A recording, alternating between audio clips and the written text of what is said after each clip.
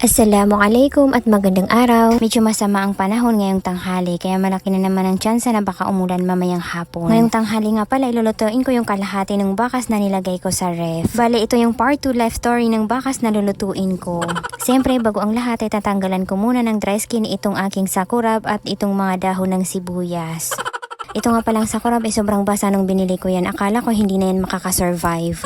100 pesos kasi ang bili ko sa sakurab na nakatali. Sobrang dami kasi. Kaya ang ginawa ko ay nilagay ko muna sa talam at hinayaan kong matuyo ng kusa. Tapos nilagay ko sa taas ng ref namin. After 3 weeks ay saka ko palang gi-check.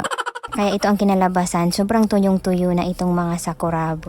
Ito nga palang lulutuin kong bakas ay hindi ko na nalagyan ng sapal ng niyog. Gata lang ng niyog ay sapat na. Kaya para mas lalong sumarap yan ay dadamihan ko na lang yung ilalagay kong palapa. Plus maglalagay rin ako na napakaraming sili. Pagkatapos ko magdikdik ng palapa ay naghiwa na rin ako ng sayote. Trip ko kasing lagyan ng sayote itong lulutuin ko. Siyempre maglalagay din tayo mamaya ng dahon ng sibuyas. Magsisimula na tayo sa pagluluto kaya naglagay na ako ng palapa dito sa ilalim ng kaldero. Saka ko pinaglalagay itong nakahiwang bakas. Nilagay ko na rin itong mga nakaslice na sayote at itong natitirang palapa. Naglagay na rin ako ng ginger na konti lang naman. Siyempre hindi mawawala ang turmeric powder o kalawag. Tinimplahan ko na rin yan ng asin at pampalasa. At itong kakanggata ng niyog. Dahil konti lang yung kakanggata ng niyog, inag-add na rin ako ng tubig. Nung sa tingin ko ay okay na, ay tinakpan ko na rin yan. Pinakuluan ko lang yan ng 20 minutes. Sigurado na absorb na ng bakas yung nilagay nating palapa. Kicheck ko na rin yan if malambot na ba yung sayote. Gi-add ko na rin itong dahon ng sibuyas. Hayaan ko lang yung kumulo ng 3 minutes bago ko hanguin.